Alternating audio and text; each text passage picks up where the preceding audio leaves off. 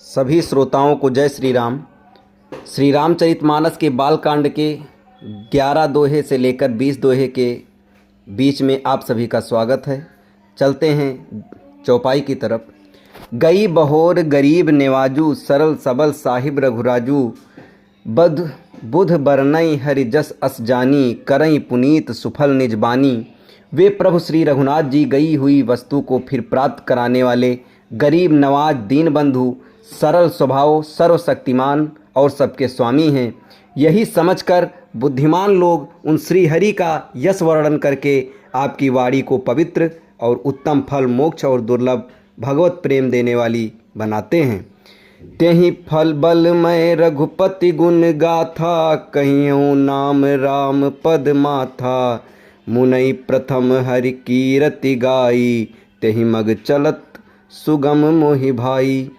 उसी बल से महिमा का यथार्थ वर्णन नहीं, परंतु महान फल देने वाला भजन समझकर भगवत कृपा के बल पर ही मैं श्री रामचंद्र के चरणों में सिर नवाकर श्री रघुनाथ जी के गुणों की कथा कहूँगा। इसी विचार से वाल्मीकि, व्यास आदि मुनियों से पहले हरि की कीर्ति गाई है।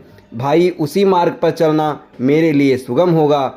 अति अपार जे सरित बर, जौ निप से तु कराई।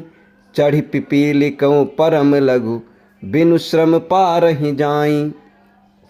जो अत्यंत बड़ी श्रेष्ठ नदियां हैं, यदि राजा उन पर पुल बंधा देता है तो अत्यंत छोटी चींटियां भी उन पर चढ़कर बिना ही परिश्रम के पार चली जाती हैं। इसी प्रकार मुनियों के वर्णन के सहारे मैं भी श्री रामचंद्र का वर्णन सहज ही कर सकूंगा। यही प्रकार बल मन ही दिखाई, करिहूँ रघुपति कथा सुहाई। व्यास आदि कवि पुंगव नाना, जिन सादर हरि सुजस बखाना।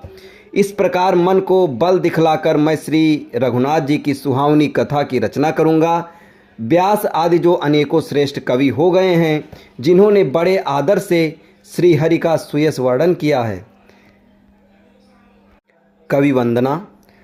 चरण कमल बंदौ तिन केरे, पुरवहु सकल मनोरथ मेरे। कल के कबई करऊँ परनामा, जिन बरने रघुपति गुण ग्रामा। मैं उन सब श्रेष्ठ कवियों के चरण कमलों में प्रणाम करता हूँ। वे मेरे सब मनोरथों को पूरा करें। कलयुग के भी उन कवियों को भी मैं प्रणाम करता हूँ, जिन्होंने भी श्री रघुनाथ जी के गुण समूहों का वर्णन किया है। जे प्राकृतिक कवि परम सयाने, भाषा जिन हरि चरित बखाने।